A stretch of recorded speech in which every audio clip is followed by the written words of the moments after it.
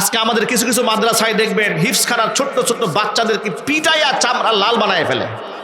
ঠিক না ভাই? ঠিক। উস্তাদদের কাউন্সিলিং দরকার, শিক্ষকদের। এই যে আমার জাফর আহমদ মজুমদার ভাই, তার এই বিষয়গুলো আমার খুব ভালো লাগে। আল্লাহ পাক যেন বারাকা দান করেন। তিনি টিচার ট্রেনিং ব্যবস্থা করেছেন, 1 মাসের ট্রেনিং হয় ওনার ওখানে, অনেকগুলো মাদ্রাসা থেকে ট্রেনিংয়ের ব্যবস্থা করেছেন। এই যে শিক্ষকদেরকে কাউন্সিলিং করা, বাচ্চাদেরকে না পিটাইয়া পড়ানোর যে কৌশলগুলো এত সুন্দর করে শেখানো হয়, এটা প্রত্যেকটা মাদ্রাসার শিক্ষকদেরকে ট্রেনিং করানো উচিত। ঠিক না ভাই? ঠিক বলেন। আমাদের 90-এর দশকে আমি হিফজখানার ছাত্র, খুব অল্প বয়সে হাফেজ হয়েছি, 11 বছর বয়সে হাফেজ হয়েছি আলহামদুলিল্লাহ। ক্লাস 5 শেষ করেছি একেবারেই অল্প বয়সে, আর এর মধ্যে আবার হেফজও শেষ করেছি। মক্তবে ফুরকানিয়া মাদ্রাসায় 6 বছর বয়স থেকে যাওয়া আসা শুরু করে 7 বছর কোরআন শরীফ পড়েছি। এগুলো সেই 90-এর দশকের কথা। আমাদের সময় হিফজখানা সুবহানাল্লাহ ব্যাতের উপরে চলতো। ব্যাত কিসের উপরে? ব্যাতের উপরে চলতো। আমাদের কত সাথী ভাইদের পায়ের মধ্যে তালা দিয়ে বেঁধে রাখছে, এই দৃশ্যগুলো আমরা দেখেছি। রুমের শিক কেটে ছাত্ররা পালাই গেছে, আমাদেরকে এইভাবে টাইট দিয়ে রাখা হতো। তবে আলহামদুলিল্লাহ আল্লাহর পক্ষ থেকে আমাদের উপর দয়া ছিল। আল্লাহর দয়া ছাড়া তো আর এখানে আসার কোনোভাবেই সম্ভব না। 30 পারা কোরআন সূরা ফাতিহা থেকে নাস পর্যন্ত এক দ্বারায় শুনিয়েছে, বিনা লোকমায়। 30 পারা কোরআন সূরা ফাতিহা থেকে এক দ্বারায় এক রাতে 7 জন হাফেজ সাহেব বসে ধরেছে, আমরা তেলাওয়াত করে শেষ করে দিয়েছি। এটা আল্লাহর পক্ষ থেকে দয়া ছাড়া কি সম্ভব? কিন্তু ওই সময় যে ওয়েদার, সেরকম তখনকার যে পরিবেশ আর বর্তমান পরিবেশ এক নয়। আর তৎকালে এত কাউন্সিলিং ছিল না, এত চর্চা ছিল না ইলমের। আর তখন তো নিম্ন মধ্যবিত্ত কিংবা নিম্ন পরিবার থেকে ছাত্রদেরকে মাদ্রাসায় দেওয়া হতো। একদম ল্যাংরা, লুলা, ব্রেন কম, দুর্বল, অসহায় এদেরকে দেওয়া হতো। আর বর্তমান সমাজে এলিট পিপল, যাদেরকে আমরা পরিজ্ঞান করি সমাজে, বিত্ত বৈভব, বিত্তশালী ব্যক্তিরাও সন্তানদেরকে মাদ্রাসায় পড়ানোর স্বপ্ন দেখছেন। তার কারণ তারা বুঝে গেছে, তারা নিজেরাও শিক্ষিত হয়েছে। আপনি অবাক হয়ে যাবেন, ঢাকা ইউনিভার্সিটি শিক্ষকতা করে সন্তানকে মাদ্রাসায় পড়াচ্ছে। আল্লাহু আকবার বলেন। আমার যারা বুয়েটের ইঞ্জিনিয়ার সন্তানদেরকে আলেম বানাচ্ছে, ডক্টরেট করেছে সন্তানদেরকে আলেম বানাচ্ছে, তারা এই পৃথিবীকে চিনে ফেলেছে, পৃথিবীকে বুঝে ফেলেছে যে এই যে মেকানিজম, এই যে শিক্ষা কারিকুলাম আমাদের সন্তানদেরকে শিক্ষিত বানালেও প্রকৃত অর্থে মানুষ বানায় না। আর প্রকৃত অর্থে মানুষ বানাতে গেলে আল্লাহর কোরআনের শিক্ষার বিকল্প কোনো রাস্তা নাই। কথা ঠিক না ঠিক জন্য বলেন।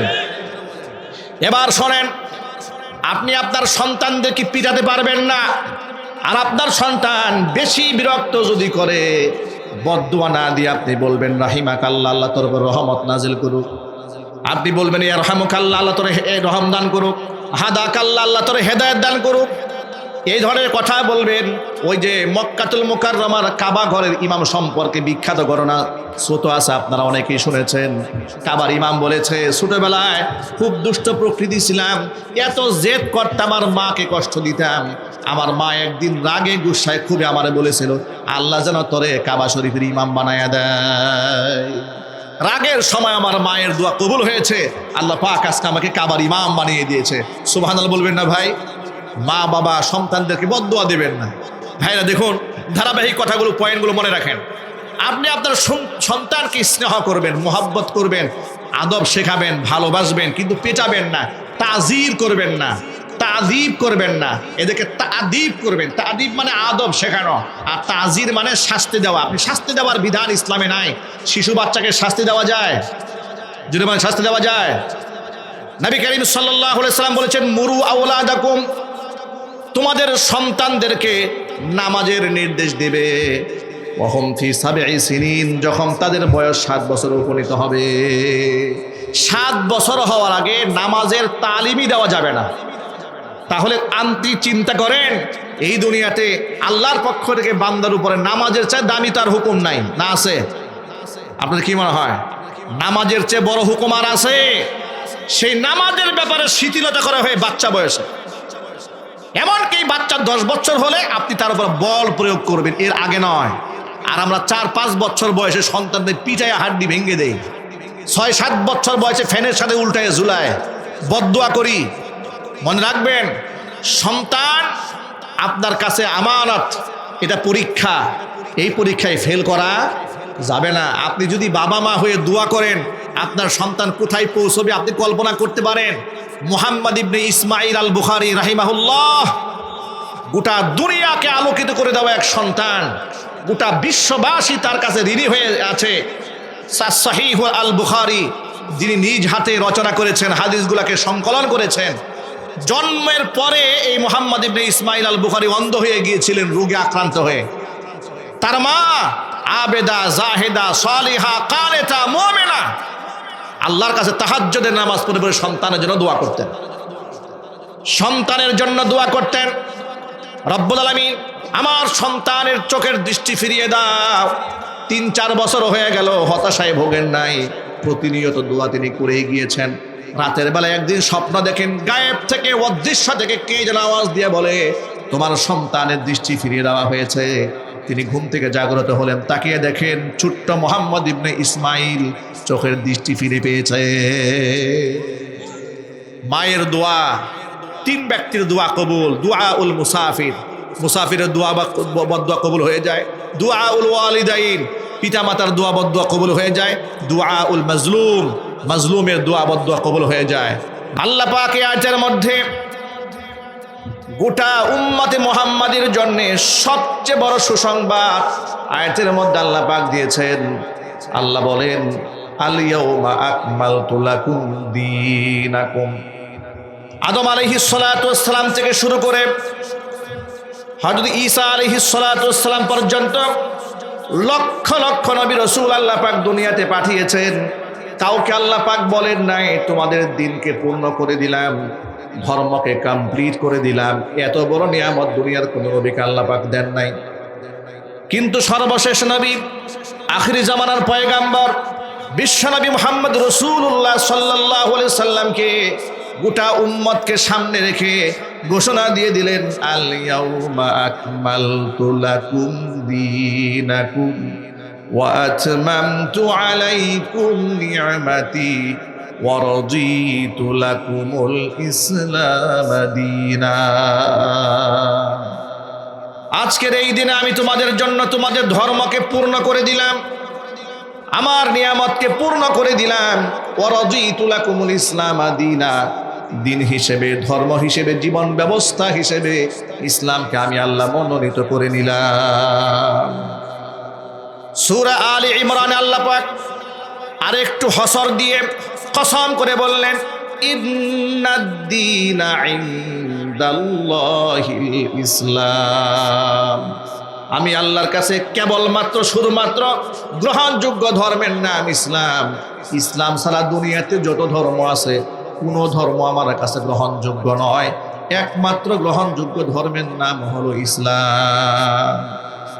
ইসলামটাকে পূর্ণ করে দেওয়া হয়েছে, অথচ আমাদের এই উম্মতে মুহাম্মাদি আমরা মুসলমানেরা ইসলামের গোটা ব্যাপ্তিটাকে বুঝতে সক্ষম হইনি।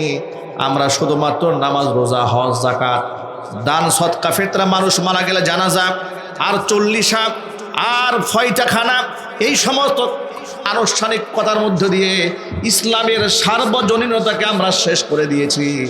নিঃসন্দেহে নামাজের গুরুত্ব ইসলামে অপরিসীম, রোজার গুরুত্ব অপরিসীম, হজের গুরুত্ব অপরিসীম, যাকাতের গুরুত্ব অপরিসীম। যেগুলোকে অস্বীকার করলে ইসলামের আর কিছুই থাকে না। আল্লাহর হাবিব রাহমাতুল লিল আলামিন বলেছেন, বুনিয়াল ইসলামু আলা খামসি, ইসলামটা 5টা স্তম্ভের উপর দাঁড়িয়ে আছে। শাহাদাতি আল্লাহ ইলাহা ইল্লাল্লাহ, এ কথার সাক্ষ্য দেওয়া আল্লাহ ছাড়া কোনো মাবুদ নাই। ওয়া আন্না মুহাম্মাদার রাসূলুল্লাহ, মুহাম্মদ সাল্লাল্লাহু আলাইহি সাল্লাম আল্লাহ পাকের রাসূল। ওয়া ইকামিস সালাহ, নামাজ কায়েম করা। ওয়া ইতাইজ যাকাত, যাকাত আদায় করা। ওয়া হাজ্জিল বাইতি, বাইতুল্লাহ হজে যাওয়া। ওয়া সাওমি রমাদান, রমজান মাসে রোজা রাখা। এই 5টা জিনিসের উপর ইসলাম দাঁড়িয়ে আছে।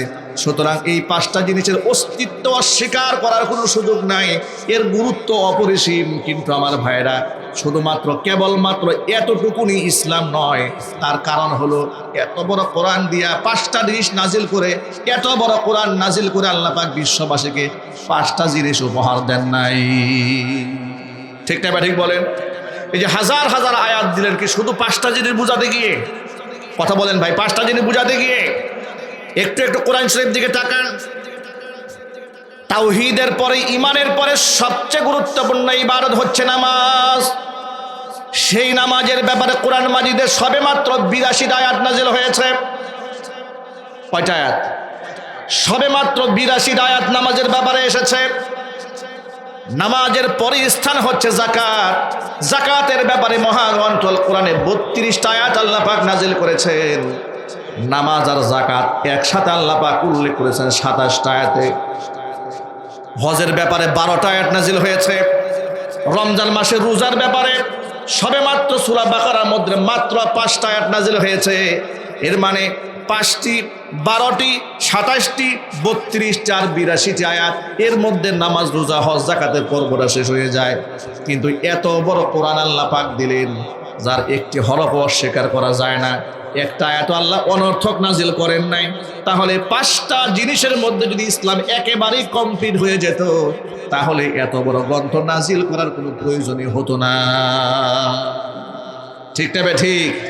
কিন্তু আমরা ইসলামের এই মেসেজটা বুঝতে পারি নাই। আর বুঝতে না পারার পেছনে বড় একটা কারণ, আমাদেরকে বুঝতে দেওয়া হয় নাই। একটু আমাদের এই স্বাধীন সার্বভৌম রাষ্ট্রের দিকে তাকান। 54 বছর স্বাধীন হলো, তাফসির মাহফিল, ওয়াজ মাহফিল, মসজিদের মিম্বার কিংবা খানকাতে উলামারা স্বাধীনভাবে কোরআন থেকে কথা বলার খুব একটা সুযোগ পান নাই। যিনি যেখান থেকে বলার চেষ্টা করেছেন নামাজ, রোজা, হজ, যাকাতের বাহিরে, সেখানেই তার জবানকে আটকে দেওয়ার ষড়যন্ত্র করা হয়েছে। কথা ঠিক নেবে ঠিক? ইমাম সাহেবকে মসজিদের মিম্বারে আটকায় দেওয়া হয়েছে, খতিব সাহেবকে মিম্বারে বন্দি করা হয়েছে, পীর সাহেবকে খানকায় বন্দি করা হয়েছে, বক্তাকে তার প্যান্ডেলে বন্দি করা হয়েছে। এমনকি আজকের এই দিন পর্যন্ত আলেমরা ওয়াজ করতে গেলে অনেক সময় সুতারা দাঁড়ায় বলে, হুজুর এটা বলা যাবে, এটা বলা যাবে না। সূরা ফাতিহার জ্ঞান নাই, আলেমদেরকে জ্ঞান দিতে আসে। এভাবেই সমাজটা নষ্ট হয়ে গিয়েছে, এভাবেই সমাজটা ধ্বংস হয়ে গিয়েছে। অথচ কোরআন বলে কমপ্লিট কোড অফ লাইফ, জীবন ব্যবস্থা পূর্ণ করে দেওয়া হয়েছে। আপনি শুনে অবাক হয়ে যাবেন, এত সূক্ষ্ম থেকে অতি সূক্ষ্ম বিষয়গুলো ইসলাম এত সুন্দর করে তুলে ধরেছেন।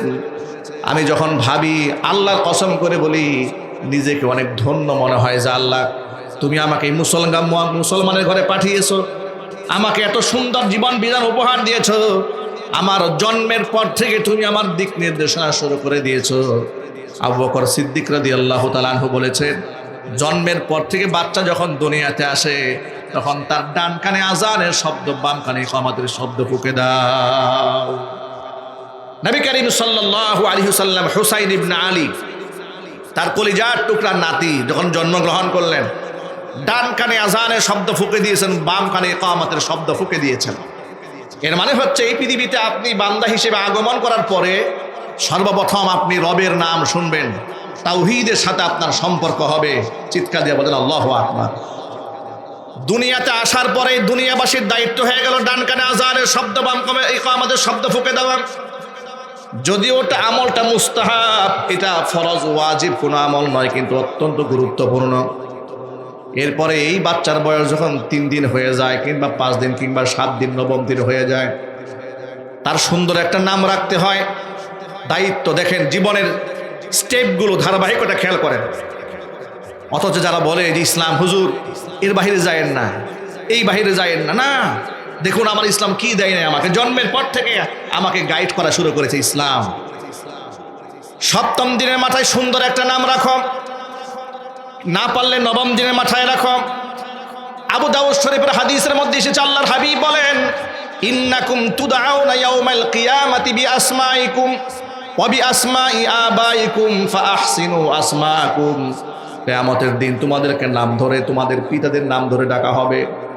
তোমাদেরকে এবং তোমাদের পিতার নাম ধরে, যেমন আমার নাম আব্দুর রহিম ইবনে আব্দুস সামাদ, আমার পিতার নাম সংযুক্ত করে আমাকে ডাক দেওয়া হবে। হুজুর বলেন ফাআহসিনু আবনাকুম, তোমরা তোমাদের সন্তানদের সুন্দর সুন্দর নাম রাখো। অজস্র কোটি মানুষের ভিড়ে তোমার নামটা যখন মাইকে উচ্চারিত হবে, ফর এক্সাম্পল, তুমি যেন সম্মান বোধ করো, তুমি যেন পুলকিত হও, এমন নাম যেন না হয় যে নাম উচ্চারণ করলে মানুষ হাসতে হাসতে পেট ব্যথা হয়ে যায়। এরকম আছে না ভাই? মাঝে মাঝে ওয়াজের প্যান্ডেলে উঠে আমরা সভাপতির নাম বলতে গিয়ে আমার দাঁত ভেঙে যায়। আর কি অর্থ থাকে সেই অর্থ আমাদের জানা থাকে না, এরকম বিপদে পড়তে হয়। আমরা আমাদের সমাজের মধ্যে সন্তানদের নাম হক্কানে আলেমদের পরামর্শ নিয়ে রাখবো, বলেন ইনশাআল্লাহ। এটা যদি বলুন না ইনশাআল্লাহ। এরপর আল্লাহর নবী দিক নির্দেশনা দিয়ে দিলেন, শিশু বাচ্চার মাথার চুল কামিয়ে চুলের ওজন অনুযায়ী রূপার দরিদ্র মিসকিনদেরকে সদকা করে দাও। ছেলে যদি হয় তাহলে আকিকা করো, 2টা খাসি দিয়ে, মেয়ে হয়ে গেলে 1টা খাসি দিয়ে আকিকা করো। আকিকার গোশত কুরবানি গোশতের মধ্যে 3 ভাগে ভাগ করে বন্টন করে দেওয়া যায়, কিংবা দাওয়াত দিয়ে মানুষদেরকে খাওয়ানো যায়। এই ক্ষেত্রে পিতা মাতাও খাবারে অংশগ্রহণ করতে পারে, কোনো অসুবিধা নাই।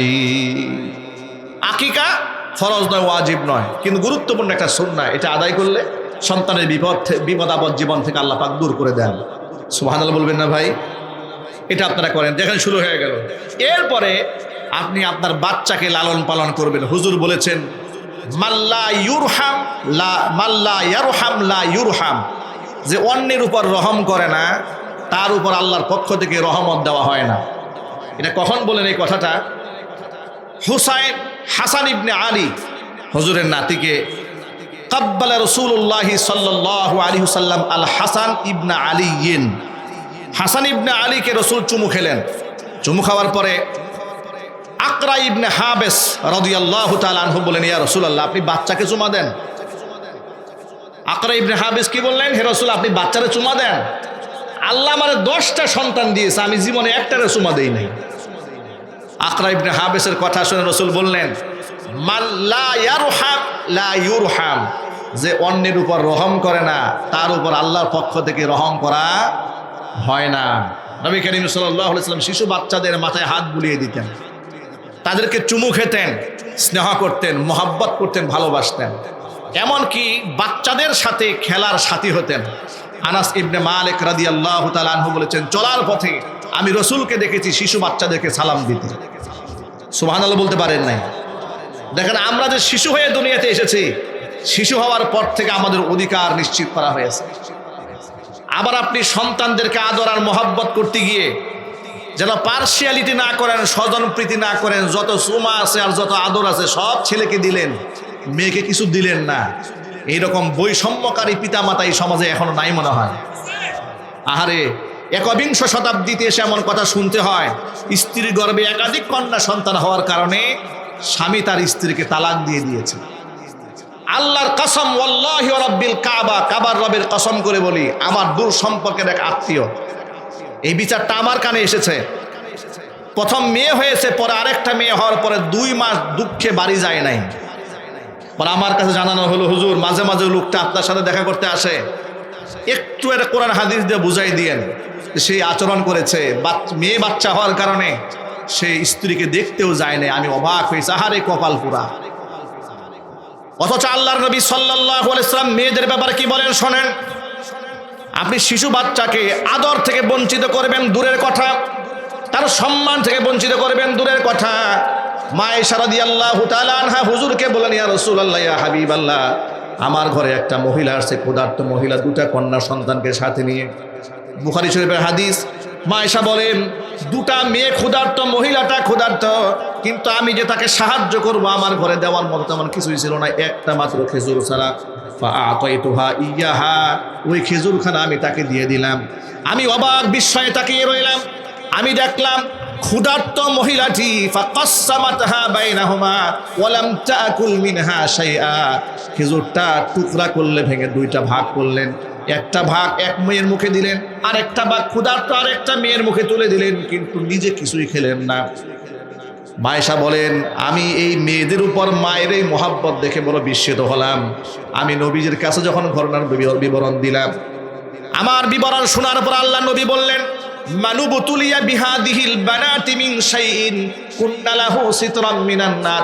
এই দুনিয়াতে আল্লাহ পাক যাদেরকে কন্যা সন্তান দ্বারা পরীক্ষা করেন, মানে যাদের কন্যা সন্তান হয়, কিয়ামতের ময়দানে এই কন্যা সন্তানগুলো বাবা মার জন্য ঢাল হয়ে দাঁড়িয়ে যাবে, জাহান্নামের আগুনে বাপ মাকে পুড়তে দেবে না। সুবহানাল্লাহ বলতে পারেন না আপনারা? একটু আলহামদুলিল্লাহ বলেন। মেয়ে সন্তান সৌভাগ্যের লক্ষণ। নবী করিম সাল্লাল্লাহু আলাইহি ওয়াসাল্লাম বলেছেন, 3 কন্যার বাবা আর আমি মুহাম্মদ সাল্লাল্লাহু আলাইহি ওয়াসাল্লাম জান্নাতে এইরকম পাশাপাশি থাকবো। ফাদাম্মা ইসবাইহি, হুজুর তার দুটো আঙ্গুলকে এইভাবে একত্রিত করেছেন। জোরে বলেন আল্লাহু আকবার। এবার শোনেন, আপনি যে বাচ্চাদেরকে চুমা খাবেন, এই চুমা খেতে গিয়েও যেন বৈষম্য না করেন, সেই ব্যাপারে একটা হাদিস এসেছে। নবী করিম সাল্লাল্লাহু আলাইহি ওয়াসাল্লাম মজলিসে বসে আছেন, সাহাবায়ে কেরাম বসে আছেন। এমন সময় আনসারী একজন সাহাবী এলেন হুজুরের সামনে।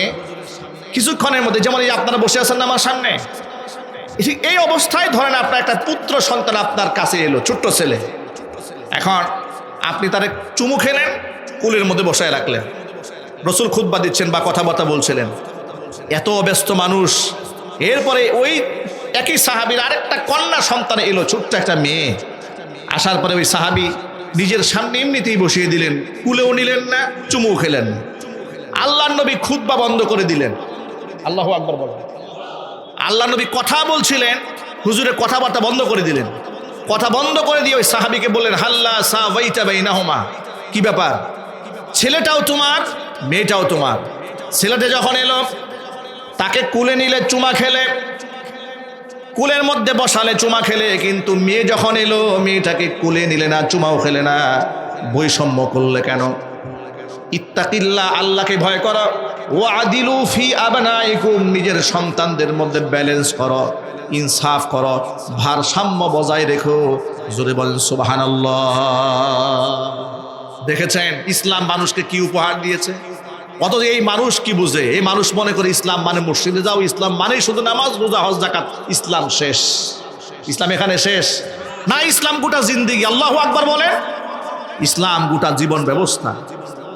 এরপরে একটু সামনে এগিয়ে আসুন। এবার এই যে ছেলে এবং মেয়েটাকে আল্লাহ পাক আপনাকে নিয়ামত স্বরূপ উপহার দিয়েছেন, কোরআন বলেছে, ওয়ালামু আন্নামা আমওয়ালুকুম ওয়া আওলাদুকুম ফিতনা ওয়াল্লাহু ইনদাহু আজরুন আযীম। সম্পদ এবং সন্তান দুটো আমার পক্ষ থেকে পরীক্ষা। এই পরীক্ষা উত্তীর্ণ হতে পারলে আমার কাছে আজরে আজিম আছে, মহা পুরস্কার আছে। এখন আপনি সন্তানকে কেমনে লালন পালন করবেন? আমরা আমাদের সন্তানকে কিভাবে বড় বড় করি দেখুন। নবী করিম সাল্লাল্লাহু আলাইহি ওয়াসাল্লাম বলেছেন, এই সন্তান যখন ছোট্ট থাকে, আদিবুহুম, এদেরকে তুমি আদব শেখাও। পয়েন্টগুলো খেয়াল করেন। আদিবুহুম, বাচ্চাদেরকে আদব শেখাও। ওয়ালা তুআজ্জিরুহুম, এদেরকে শাস্তি দেওয়া যাবে না। আমরা কি করি? ছোট বাচ্চা একটু দুষ্টমি করলে এক থাপ্পড় মারে গালের মধ্যে। এই অভ্যাসগুলো আমাদের আছে না নাই? বিরক্ত করলে এক বদদুয়া দিয়ে বসে, তুই মরতে পারিস না, চোখে দেখে না? মায়েরা, নিজের মা তার সন্তানকে বদদুয়া দিয়ে বসে থাকে একটু বিরক্ত করলে। আবার আমাদের মসজিদের মুসল্লির অবস্থা দেখেন, শিশু বাচ্চা মসজিদে গেলে ওর তো স্বভাব হচ্ছে একটু দৌড় দেওয়া, ওর স্বভাব হচ্ছে একটু চিৎকার দেওয়া। এই জন্য তো সে শিশু, এই জন্য সে কি শিশু। আমাদের বাচ্চারা একটু সামনে দিয়ে দৌড় দিলে মুরব্বির মাথায় এত নষ্ট হয়েছে, এমন ধমক সালাম ফিরায় দিয়েছে যে হয়তো এই শিশু বাচ্চায় একজনের নামাজে ডিস্টার্ব করছে, আর উনার ধমকে মোটামুটি 5 জন নামাজ থেকে দৌড় দেওয়ার অবস্থা। পুরা মসজিদটা গরম করে ফেলে, ঠিক না ভাই? এবার আপনাদেরকে একটা হাদিস শোনায়। নবী করিম সাল্লাল্লাহু আলাইহি ওয়াসাল্লাম সিজদায় পড়ে আছেন। হাসান এবং হুসাইন রাদিয়াল্লাহু তাআলা আনহুমা সাইয়্যিদা শাবাবি আহলিল জান্নাহ, দুজনে হুজুরকে ঘোড়া বানায় রাসূলের কাঁধের উপর উঠছে। আল্লাহর নবী লম্বা সময় সিজদায় পড়ে আছেন। হাসান হুসাইন হুজুরকে ঘোড়া বানিয়ে খেলা করছে, দুষ্টুমি করছে। ফাতিমাতুজ জাহরা রাদিয়াল্লাহু তাআলা আনহা প্রথমে বিষয়টা দেখেন নাই, বেশ কিছু সময় পরে দেখেছেন। দেখার পরে খুব ক্ষুব্ধ হলেন, বাচ্চাদের প্রতি খুব রাগ হয়ে গেলেন, ধমক দিয়া কাঁধ থেকে নামাই দিলেন, ঘর থেকে বের করে দিলেন। নামাজের সালাম ফিরাবার পরে হুজুর ফাতেমাকে ডাকলেন, ফাতেমা, হাসান হুসাইনকে ধমক দিলে কেন? আমার কাঁধ থেকে নামিয়ে দিলে কেন? বলছেন, আব্বাজান, আপনার নামাজে ডিস্টার্ব হচ্ছে, নামাজে কষ্ট দিচ্ছে আপনাকে। কে বলেছে আমি নামাজে কষ্ট পাচ্ছিলাম? আমি তো আমার রবের সামনে সেজদায় পড়ে মজা পাচ্ছিলাম, আর ওরা আমাকে ঘোড়া বানায় মজা পাচ্ছিল। সুবহানাল্লাহ। ভাবা যায়, আপনি সন্তানকে পিটাতে পারবেন না,